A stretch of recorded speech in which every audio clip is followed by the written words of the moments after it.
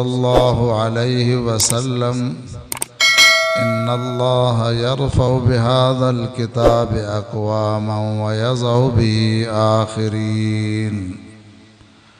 वक़ाल अन्नबिय्यु सल्लल्लाहु अलैहि वसल्लम तबर्रक बिल कुरान इन्नहु कलामुल्लाहि खरज मिन्हु औ कमा क़ाल अलैहि सलातु वस्सलाम। दुनिया जो दस्तूर आहे त जेका भी शइ तैयार कई वेंदी आहे, तैयार करण वारी फैक्ट्री जे तरफ़ खां उन शइ जे हलाइण जो इस्तेमाल करण जो तरीक़ो ॿुधायो भी वेंदो आहे ऐं लिखत में भी ॾिनो वेंदो आहे। तव्हां असांजो ख़ालिक रब साईं जी ज़ात आहे, उन असांखे पैदा कयईं, पोइ असां इंसाननि जी हिदायत जे लाइ पाण वटां आसमानी किताब भी इनायत कयईं ऐं उन्हनि जे सम्झाइण जे लाइ रसूल भी मोकिलियईं। आदम अला नबीना अलैहिस्सलातु वस्सलाम खां सिलसिलो शुरू थियो। असांजे पैगंबर मुहम्मद मुस्तफ़ा अहमद मुजतबा सल्लल्लाहु अलैहि वसल्लम जन के अल्लाह ताला ख़ातमुन नबिय्यीन ऐं ख़ातमुल मुरसलीन करे मोकिलियो ऐं असांखे रसूलुल्लाह सां गॾु किताबुल्लाह भी अता कयईं, जंहिंजे अंदर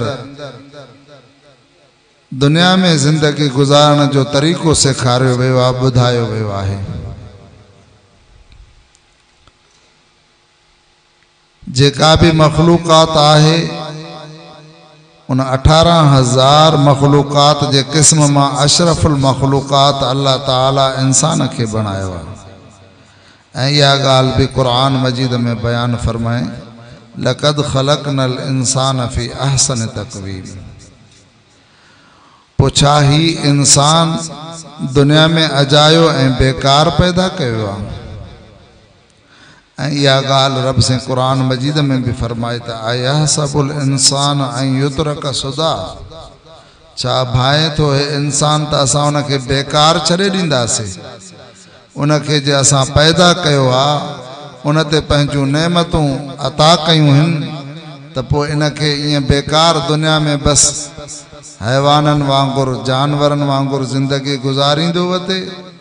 इहो कमु त जानवर जो आहे त उहो खाए भी सयूं ऐं वरी छेणो लाहे भी सयूं, आराम भी करे, बसि न बलक वमा ख़लक़तुल जिन्न वल इंस इल्ला लियअबुदून।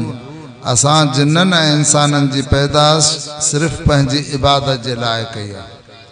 त इन जे करे तव्हां असां ते अल्लाह ताला वॾी हिकु ज़िमेदारी अदा कई आहे।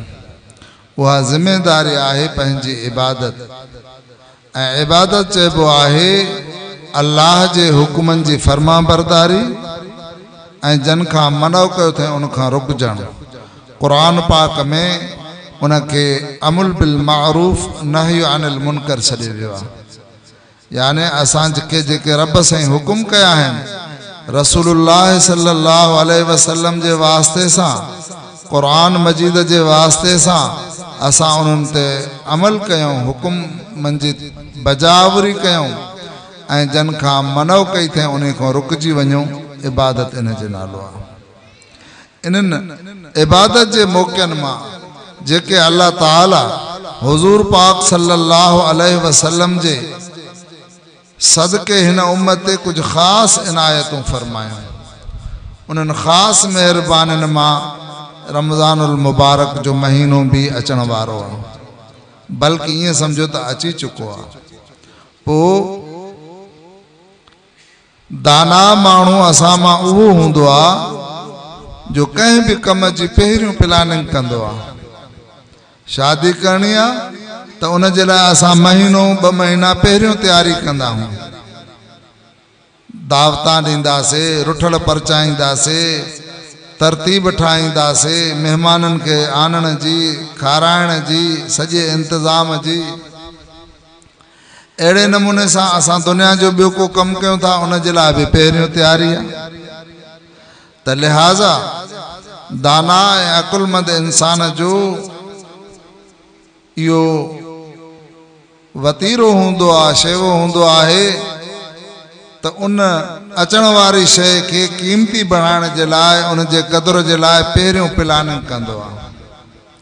त लिहाज़ा रमज़ानुल मुबारक जे लाइ बि जेको एॾो बाबरकत महीनो आहे जो हुज़ूर पाक सल्लल्लाहु अलैहि वसल्लम फरमाइनि था त रमज़ानुल मुबारक जे चंड जे बीहण सां ई शैतान क़ैद कयो वञे थो। जेको इंसान खे गुनाहनि जे लाइ आमादा करे थो इंसान जो दुश्मन आहे। इन्नहु लकुम अदुव्वुम मुबीन रब से फरमाए थो।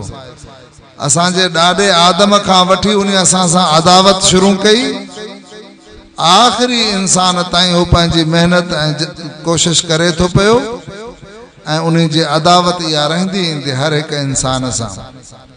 उहो असांखे दुनिया में फिस्क फुजूर जे लाइ, नाफरमाननि जे लाइ, कोताही ऐं सुस्ती जे लाइ तरगीब ॾे थो, इबादत खां महरूम रखण जी कोशिश करे थो। छो त हो सम्झे थो त मां जेको लानती थियुमि उहो इन आदम जे औलाद जे करे थियुमि, आदम जे करे थियुमि। इन जे करे उन जी असां सां दुश्मनी आहे। उहो पंहिंजी पूरी मेहनत ऐं कोशिश करे थो।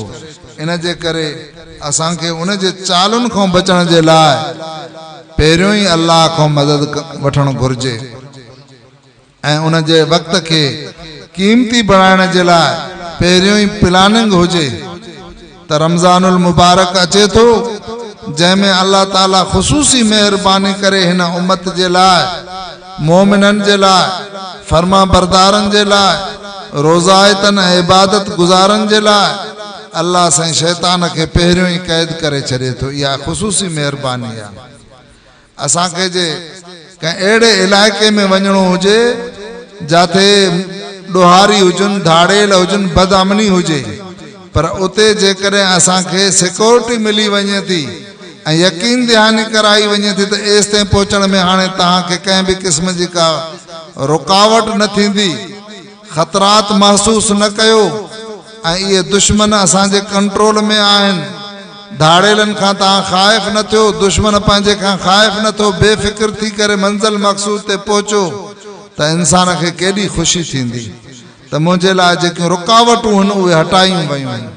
त इन मख़सूस वक़्तु रमज़ान शरीफ़ में अल्लाह ताला इहा महिरबानी कई जो असांजो जेको असुल दुश्मन आहे उहे दुश्मन ॿ आहिनि, हिकिड़ो ज़ाहिर ॿियो मख़फ़ी।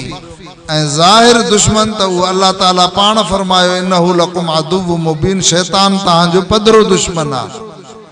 ऐं ॿियो आहे मख़फ़ी दुश्मन, त शैतान खे क़ैद कयो वियो ऐं जेको इंसान जो मख़फ़ी दुश्मन आहे उहो आहे उन जो संदसि नफ़्स, जेको इंसान खे ग़लति कमनि जे लाइ उभारे थो, ख़्वाहिशात जी पैरवी जे लाइ जेको आहे उनखे उभारे थो पियो, तरगीब ॾे थो पियो। उन नफ़्स जे इस्लाह जे लाइ इबादत जो उहो तरीक़ो ॿुधायो वियो त उनखे रोज़ो रखी करे वक़्ती तौरु चंद कलाक खाइण पीअण जेकियूं शयूं हलाल आहिनि, आर्ज़ी तौरु उहे तव्हां पंहिंजे लाइ बंदि कयो, हराम सम्झो। थोरे वक़्त जे लाइ अयाम मादूदात, चंद ॾिहाड़ा, उनखे अल्लाह जे हुकुम जे करे उनखे पंहिंजे लाइ बंदि कयो तां त तव्हांजे नफ़्स जो इस्लाह थिए, जेको तव्हांजो ॻुझो दुश्मन आहे। छो त ॻुझो दुश्मन ख़तरनाक थींदो आहे। ज़ाहिरी दुश्मन उन जो माण्हू हमेशह होशियार हूंदो आहे, ताड़ में हूंदो आहे, नज़र रखियूं बीठो हूंदो आहे, ऐं ॻुझो दुश्मन वधीक ख़तरनाक हूंदो आहे। हज़रत जुनैद बगदादी रहमतुल्लाह अलैह खां कंहिं पुछा कई त सही तव्हांखे ख़ौफ़ कहिड़ी शइ जो आहे? चए मूंखे ख़ौफ़ ॻुझे दुश्मन जो आहे। चइसि ॻुझो दुश्मन कहिड़ो आहे तव्हांजो? चए उहो मुंहिंजो मां सां गॾु आहे, तव्हांजो तव्हां सां गॾु आहे। वो अड़ो दुश्मन आ जैसे आम तरह इंसान दुश्मन समझे भी नथो। जॾहिं इंसान उन जी पैरवी कंदो वो हलाकत में विझे तो, तबाही में विझे तो। फरमायो तो शैतान के तो मानू दिसे तो, जेकॾहिं कूड़ ॻाल्हाईंदुमि इहो शैतानी कम, चोरी करण इहो शैतानी कम, जिना करण इहो शैतानी कम, इबादत न करण इहो शैतान के खुश करण। उनको मानू समझे तो, डुजे भी तो, अड़ा अमल भी नथो करे, जंहिंजे करे मानू चवनि त हे त यार शैतान सिफ़त इंसान आहे। ऐं ॿियो आहे जो इंसान के पंहिंजो नफ्स वो चोरी अमल कराए तो, जंहिंजे करे हुन में उजुब अचे तो, फ़खुर पैदा थे तो, तकब्बुर थे तो, रिया थे तो। पढ़े तो नमाज तो, पर उन नमाज पढ़े तो मानू के दिसी करे डिगी नमाज पढ़े तो तिलावत तो, पर इन जे करे तो ॿिया मानू ॾिसंदा हाणे मां डिगी तिलावत कयां। जे चवनि त सभु यार हे त कारी साहब सॼो ॾींहुं तिलावत कंदो वेठो आहे, करे तो वाइज़ तो, पर अड़ो अंदाज जे मानू मुंहिंजी वाह वाह करनि। इहो आहे रिया, जंहिंजे करे हज़रत उमर रज़ी अल्लाह ताला अन्हु के एक दफ़ो सहाबी सगोरे हज़रत मुआज़ बिन जबल रज़ी अल्लाह ताला अन्हु ॾिठो रोज़े अतर जे साम्हूं बीही रोइनि था पिया। हज़रत उमर रज़ी अल्लाह ताला अन्हु खां पुछा कयईं त ऐं अमीरुल मोमिनीन तव्हांखे कहिड़ी ॻाल्हि रोआरे थी? पाण फरमायो त मांखे शिरक असगर रोआए थो। फरमायो शिरक असगर छा आहे? चे हिकिड़ो आहे शिरक अकबर, अल्लाह का सवा ॿिए जी इबादत करण, बुतन जी इबादत करण, गैरुल्लाह के सॾण, इहो आहे शिरक अकबर, वॾो शिरक। ऐं उन में त हर हिकिड़ो माण्हू ॾिसे थो त हे शिरक में मुब्तला आहे। हे कबर के सीधो करे थो, हे कपिड़े के झंडे के हाजत रवा सम्झूं बीठो आहे, हे पीरनि फ़कीरनि ते जेको आहे पड़ खणे थो पियो। ऐं हे जेको आहे हिन जा मामूलात जेके आहिनि उहे शिरक आहिनि, उहो त ज़ाहिर आहे। इन जे करे उन जो ख़तरो घटि आहे। हुज़ूर पाक सल्लल्लाहु अलैहि वसल्लम फरमायो मांखे पंहिंजी उम्मत जो सभ खां वधीक ख़तरो इहो आहे त उहो शिरक असगर में मुब्तला थींदा। पाण फरमायो त उहो शिरक असगर छा आहे त इंसान कंदो नेक कम, सूरत नेकी वारी हूंदी, पर उहे हूंदा सिर्फ़ नफ़्स खे ख़ुशि करण जे लाइ, रिया ख़ातिर, माण्हुनि खे ॾेखारे ख़ातिर, माण्हुनि जी वाह वाह जे लाइ। तॾहिं त हदीस पाक में ईंदो आहे क़यामत जे ॾिहाड़े अल्लाह ताला आमाल नामे जी जॾहिं शुरूआत कंदो, पुछा थींदी, अदालत लॻंदी, त रब सां पहिरियों शहीद खे घुराईंदो। उन खां पुछा कंदो तुंहिंजो कहिड़ो अमल आहे? उहो चवंदो साईं तूं मूंखे सेहत ॾिनी, जवानी ॾिनी ऐं असबाब ॾिना, ऐं मां दीन इस्लाम जी सरबुलंदी जे लाइ महिनत कंदो रहियुमि, एतिरे ताईं जो जिहाद कंदो रहियुमि। जिहाद कंदे कंदे पंहिंजो माल त लुटाए छॾियुमि, पर पंहिंजी जान बि कुर्बान करे छॾी तो अल्लाह जे रज़ा जे ख़ातिर। इन जे करे इहो अमल मां तो वटि खणी आयो आहियां। अल्लाह ताला फरमाईंदो त बराबरि तूं इहो अमल कयो आहे, तूं पंहिंजी जान खे शहीद कराए छॾियो, जिहाद कई, ऐं तुंहिंजो मक़सदु जेको हुयो त माण्हू दुनिया में तुंहिंजी तारीफ़ करनि, ऐं उहा मां दुनिया में तुंहिंजी तारीफ़ कराई, जो माण्हुनि तुंहिंजी तारीफ़ कई त फिलाणो जिहाद जे लाइ लड़ंदे लड़ंदे शहीद थी वियो। हाणे इन जे करे तुंहिंजो मक़सदु ई माण्हुनि खे ख़ुशि करणु हुयो, तारीफ़ हुई दुनिया में, उहा तुंहिंजी थी चुकी। मां वटि तुंहिंजो अजुर कोई बि कोन्हे, ऐं फ़रिश्तनि खे हुकुम कंदो त मुंहुं भर गेले वञी जहन्नम में हणोसि। ऐं ॿिए नंबर जंहिंखे आंदो वेंदो उहो हूंदो आलिम, ऐं अल्लाह ताला उन खां पुछा कंदो त तुंहिंजो कहिड़ो अमल आहे? तोणे जो अल्लाह जे इल्म में आहे, पर उन बाने खे यादि ॾियारण जे लाइ चे माते साईं दुनिया में तूं वॾी करम नवाज़ी कई, क़ुरान पाक जो इल्म, हदीस जो इल्म, फ़िक़ह जो इल्म, अल्लाह ताला तुंहिंजी महिरबानी सां मूंखे कामिल सम्झ मिली, ऐं मां पाण त इन इल्म ते अमल कयो, पर ॿियनि इंसाननि खे बि हिदायत ते आंदुमि। गुमराह जेके हुया, जेके थिड़ियल हुया, उन्हनि खे सिधे रस्ते ते आंदुमि, ऐं वॾी तबलीग कई। मुंहिंजे वाइज़नि जे करे, मुंहिंजे इल्म जे करे माण्हू काफ़ी हिदायत वारा थी विया। इन जे करे अहिड़ो सारो अमल तो वटि खणी आयो आहियां। रब से फरमाइंदो बराबर तू यो अमल कयो पर तुझो मकसद हो तो मानू तुझी तारीफ करन, तोखे मौलवी सदन, तोखे आलिम है कारी चवन, तोखे पीर सदन, तुझी तारीफ करन ऐ तू भी इन में खुश थे पियो जो है तुझी तारीफ कई वने वो दुनिया में तोखे मकसद हासिल थियो जो उन दीन के जरिए तो दुनिया भी कमाई इज्जत भी तोखे मिली। लिहाजा मां वटि तुझो कोई भी अजुर कोने ऐं फरिश्तन के चंदो तो वने मुंह भर जहन्नम में उछलियोस। ऐं 3 नंबर ते हदीस पाक में जो जिक्र अचे तो जै शख्स के आंदो वेंदो अल्लाह ताला उन खां पुछा कंदो तो तो वटि को आहे अमल त पेश कर, वो चवंदो हा साईं तू दुनिया में माते वड़ा इनामात कया, तुझू नेमतूं एतिरियूं माते हुयूं जो मां गणे नथो सघां। मां वटि अनाज माल मता दुनिया जी हर नेमत मां वटि हुई ऐं पोइ वरी मां उनी नेमत के तो अल्लाह जे लाइ ख़र्च कयो, जाते जाते हुकुम हुयो काथे मस्जिद ठाराई, काथे मदरसो ठारायो, काथे यतीमन ते खर्च कयो, काथे बेवा औरतुन ते को खैर खैरात कयम। रब से चंदो तो बराबर मां तोखे ये माल दिनो पर तो आज़माइश जे ला त ॾिसां त हिन जो मकसद छा आहे, लिहाजा वो माल तू खर्च कयो पर इन जे लाइ त माण्हू तुंहिंजी तारीफ़ करनि ऐं उहा तुंहिंजी तारीफ़ थी दुनिया में तोखे सखी सॾियो वियो, तुंहिंजी तारीफ़ माण्हुनि कई, तू नेकी जी जगहनि ते ख़र्च कयो, लिहाजा तुझो मकसद भी इहो त दुनिया में तुझी तारीफ़ थे, तुझे अमल जो मकसद अल्लाह की रज़ा न हुई, इन जे करे मूं वटि तुझो अजुर कोने ऐं हुकुम थींदो त इन खे भी वञी जहन्नम में उछलायोसि। त केॾा वॾा में वॾा अमल इहे आहिनि जेके इंसान के कंहिं मक़ाम ऐं मर्तबे ते पहुचाए सघनि था, अफ़ज़ल अमल, पर जेकॾहिं उन्हनि में इख़लास न आहे, रज़ा न आहे त पोइ इहे अमल ख़ुदि हलाकत जो सबब आहिनि।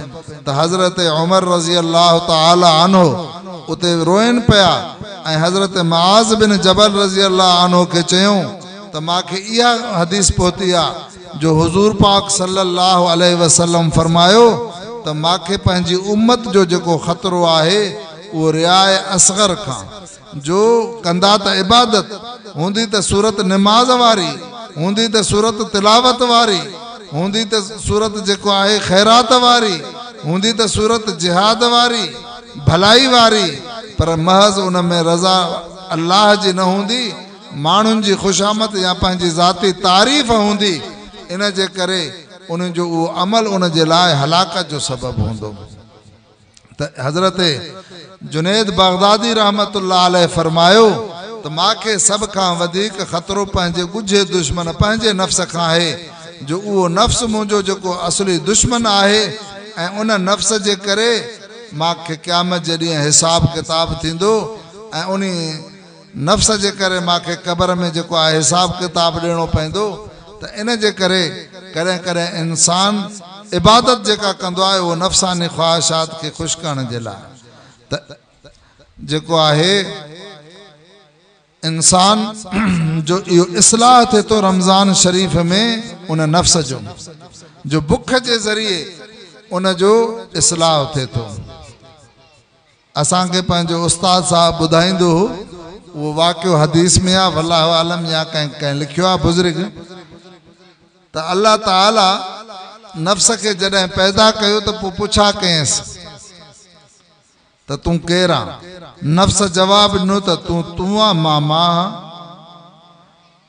रब साईं हुकुम कयो त हिन खे जेल में हणोसि, क़ैद रखोसि। काफ़ी वक़्तु हुनखे क़ैद में रखियो वियो।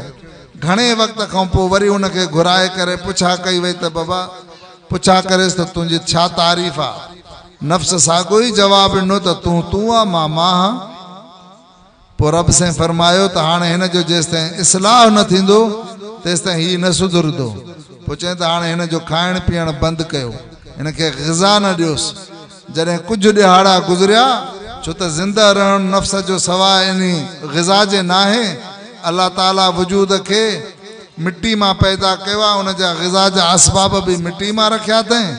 ऐं पोइ जॾहिं उनखे बुख ॾाढी लॻी त पोइ चई मूंखे ग़िज़ा ॾियो, चावल तू पंहिंजी तारीफ़ ॿुधाए त तूं केरु आं त पोइ चवण लॻो त मां नफ़्स ज़लील आं तूं रब जलील आं।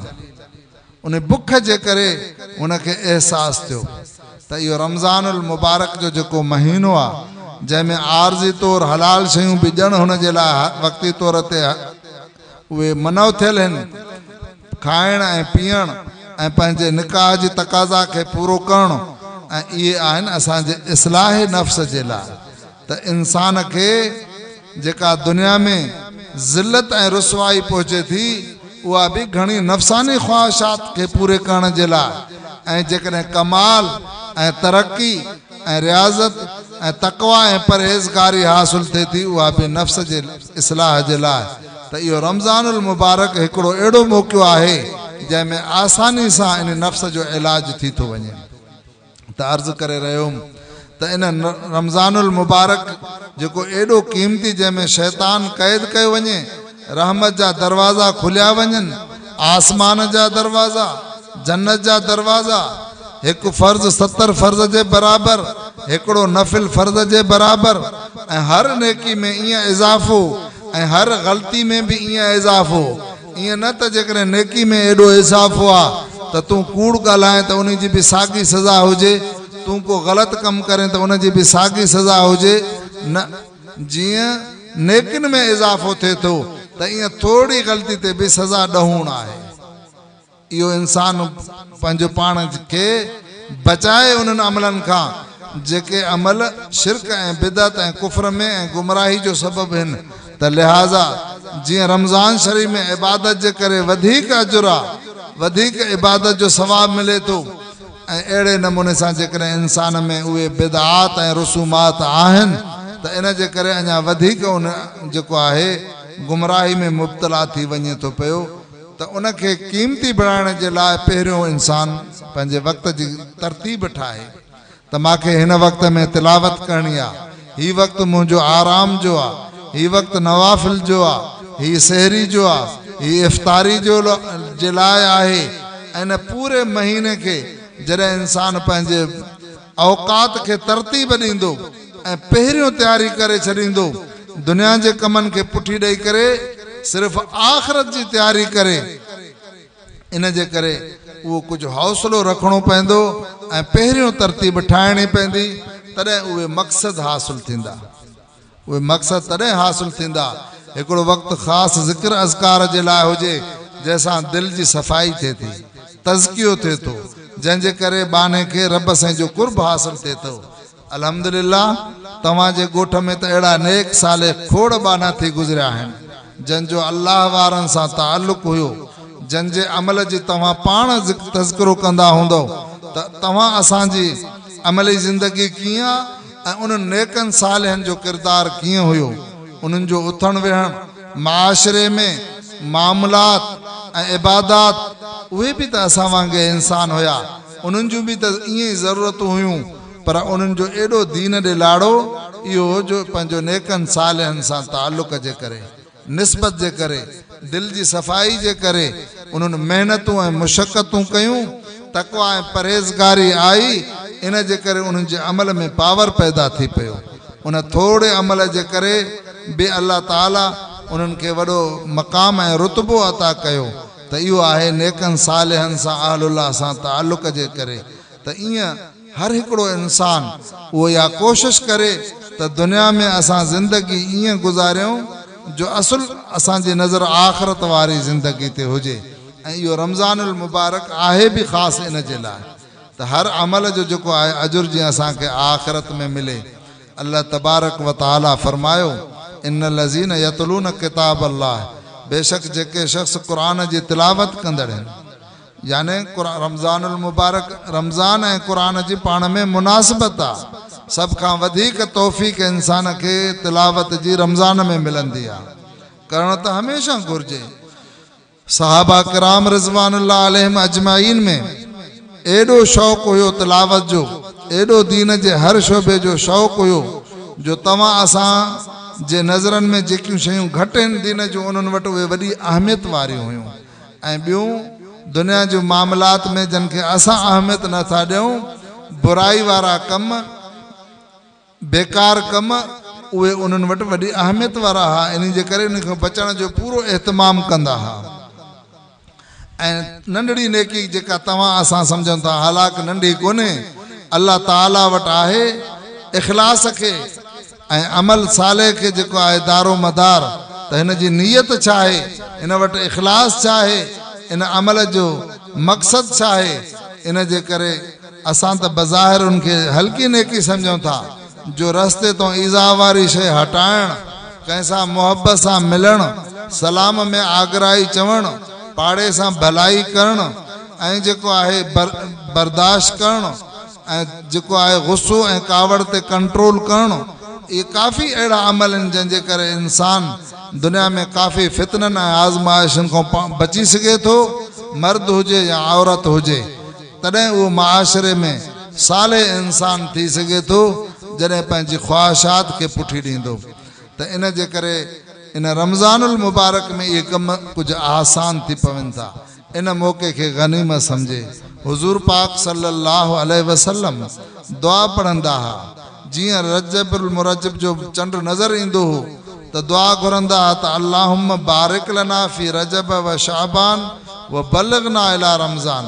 या अल्लाह असांजे रजब महीने ऐं शाबान में बरकत कर, यानी असांखे हयाती अता कर ऐं असांखे रमज़ान में पहुचाए, जो रमज़ान जूं चंद घड़ियूं जीअं असांखे हासिल थियनि। हुज़ूर पाक सल्लल्लाहु अलैहि वसल्लम रमज़ानुल मुबारक जे लाइ इंतज़ार करनि। सहाबा किराम फरमाइनि था त असांजा 6 महीना रमज़ान जे इंतज़ार में गुज़रंदा हुआ, ॻणींदा हुआसीं त हाणे जेको आहे हे जमादुल अव्वल आहे, वरी जमादुल सानी आहे, वरी रजब आहे, वरी शोबानुल मुअज़्ज़म आहे, ऐं पोइ वरी रमज़ान शरीफ़ ईंदो। ईअं हिकु हिकु महीने जी तारीख़ ॻणे ऐं जेको रमज़ान जो इंतज़ार कंदा हुआसीं, वरी जो रमज़ानुल मुबारक गुज़री वञे त वरी उन जे ग़म ऐं फिराक में असांखे 6 महीना ॼण गुज़री वेंदा हुआ। त इहो आहे उन रमज़ान शरीफ़ जो क़दुरु, उन जी मुहबत ऐं जेको आहे उन जी अहमियत। त लिहाज़ा इन्हनि रमज़ानुल मुबारक जो क़दुरु करणु घुरिजे। उन जो वक़्तु उहो मिंट, उहो कलाक, उहा घड़ी क़ीमती तॾहिं थींदी जॾहिं असां पहिरियों ई सुजाग थियूं, जॾहिं पहिरियों ई तयारी कयूं। ऐं उन्हनि जी तयारी जे लाइ इहे ई आहिनि जो माण्हू वक़्त खे बि तरतीब ॾे, पंहिंजे दुनिया जा मामलात सभु अॻे निमटाए करे बाज़ार खां बचण जी कोशिशि करे, ओताक ते वेहण खां बचण जी कोशिशि करे, घणी निंड ऐं फज़ूल या ग़फ़लत जी निशानी उन खां बि पंहिंजो पाण खे बचाए, ऐं तरतीब इहा ठाहे जो नवाफ़िल त क़ज़ा मां न थियनि, पर 5 ई वक़्त बा जमात तकबीर ऊला सां मूंखे नमाज़ नसीब थिए। जो इंसान जी ज़िंदगी जेका बदिलबी आहे न, उहा जेका आहे नमाज़ सां। ऐं नमाज़ उन में हिकु रिवायत आहे त 40 नमाज़ां तकबीर ऊला सां जॾहिं इंसान ठाहे ठाहे पढ़े थो, छो त अल्लाह ताला बि क़ुरान मजीद में फरमायो इन सलात तन्हा अनिल फ़ाहशाए वल मुनकर। नमाज़ बेहयाई ऐं बुछड़ाई जे कमनि खां रोके थी। ऐं ॿी रिवायत में चए थो त 40 ॾींहं जॾहिं इंसान मुसलसल बाजमात तकबीर ऊला सां नमाज़ अदा करे थो त उन जी ज़िंदगी तब्दील थी वञे। तॾहिं त असांजा इहे बुज़ुर्ग तबलीग जमात वारा वीचारा तव्हां खां चिलो वठंदा आहिनि त जेको आहे जीअं तव्हांजी ज़िंदगी में तब्दीली अची वञे। त इहो रमज़ानुल मुबारक जो क़दुरु कयो। ऐं उन जे क़दुर मां इहा ॻाल्हि आहे त इंसान 5 ई वक़्त नमाज़ जी तरतीब ठाहे छॾे, जे नमाज़ जमात सां न घुसे, ऐं नवाफ़िल जी तरतीब ठाहे छॾे, क़ुरान मजीद जी तिलावत जी तरतीब ठाहे छॾे। त अल्लाह ताला फरमायो इन लज़ीन यतलून किताब अल्लाह, बेशक जेके शख़्स अल्लाह जे किताब जी तिलावत कंदड़ आहिनि, व अक़ाम सलात ऐं नमाज़ खे क़ाइमु कंदड़ आहिनि। नमाज़ पढ़णु ऐं नमाज़ क़ाइमु करण में फ़र्क़ु आहे। पढ़णु त उन बि जंहिं हिकु अॼु अची जलसे में आयो, इत्तिफ़ाक़न अची कंहिंसां गॾु आयो, या क़ुरान पाक जी मोहब्बत जे करे अॼु खणी अची नमाज़ जमात सां पढ़े, कॾहिं पढ़े कॾहिं न पढ़े, 5 वक़्तनि में पाबंदी सां नथो पढ़े, ऐं उन में फ़राइज़ वाजिबात ऐं मुस्तहबात जो ख़्यालु नथो करे, त इहो बि पढ़णु चइबो। क़ाइमु करणु ॿी शइ आहे। अल्लाह ताला फरमाए थो अक़ाम सलात, ऐं उहे नमाज़ क़ाइमु कंदड़ आहिनि। व अनफिकू मिम्मा रज़क़नाहुम ऐं ख़र्च करनि था जेको असां उन्हनि खे ॾिनो आहे सिरऊं अलानियतन मख़फ़ी बि पधरो बि मौक़े मुनासिब सां काथे ज़ाहिर ज़ूर हे ज़कात आहे ॿुधाए ॾियनि था ऐं काथे सदको ख़ैरात आहे त मख़फ़ी ॾियनि था काथे दीनी इदारो को मस्जिद को मदरसो ठहे थो कंहिंजी जिहाद में कंहिं ॿिए अहम अमल में ज़रूरत आहे त उते ॿुधाए ॾियनि था ऐं काथे वरी सॼे हथ सां ॾियनि त खॿे हथ खे ख़बर बि न पवे त ईअं जेको आहे सिरऊं आलानियतन तिजारतन लन तबूर उमेद रखनि था अहिड़े वापार जी जंहिंमें टोटो आहे ई कोन नुक़सान आहे ई कोन त माण्हू वापार इन जे कंदो आहे त इन मूल में इज़ाफ़ो थिए त ईअं माना अल्लाह ताला फरमाए थो इहे अहिड़ा अमल आहिनि जंहिंजे करे ॿारनि जी उन ज़िंदगी में अञा इज़ाफ़ो थिए थो अमलनि में इज़ाफ़ो थिए थो आख़िरत में उन्हनि जे लाइ यकीनन अजुर आहे ऐं अहिड़ो अजुर आहे जंहिंमें को नुक़सान आहे ई कोन लियुवफ़ियहुम उजूरहुम व यज़ीदहुम मिन फ़ज़लिही तव्हां त पूरो पूरो बदिलो ॾियो उन्हनि खे असां उन जो ऐं अञा उमेद रखनि था अल्लाह जे फज़ल जी त जेतिरो इंसान इख़लास सां अमल कंदो उन में एतिरो इज़ाफ़ो थींदो वाधारो थींदो ऐं उहे उमेद रखनि था अहिड़े वापार जी पंहिंजो अल्लाह जे फज़ल जी इन्नहु गफ़ूरुन शकूर बेशक उहो बख़्शणहार ऐं क़दुरदान आहे बख़्शणहार बि आहे जो इंसान खे इबादत जे अंदरि का कमी पेशी रहिजी थी वञे का जेको आहे नुक़्स रहिजी थो वञे या इंसान जेको आहे इबादत ते फ़ख़ुर न करे उन जे करे इबादत खां बाद में हुकुम आहे फ़राइज़ खां बाद में बि तव्हां ॿुधो आहे न आलमनि खां त इस्तिग़फ़ार पढ़ो फ़र्ज़ खां बाद 3 दफ़ा इस्तिग़फ़ार पढ़ो त पंहिंजी इबादत ते इंसान उहो फ़ख़ुर न करे त अल्लाह ताला तव्हां असांखे रमज़ानुल मुबारक जूं उहे बरकतूं सआदतूं नसीब फरमाए ऐं उन जी पहिरीं तयारी करण जी तौफ़ीक़ अता फरमाए ऐं उहा हिकिड़ी हिकिड़ी घड़ी क़ीमती बणाइण जी तौफ़ीक़ अता फरमाए व आख़िरु दावाना अल्हम्दुलिल्लाह।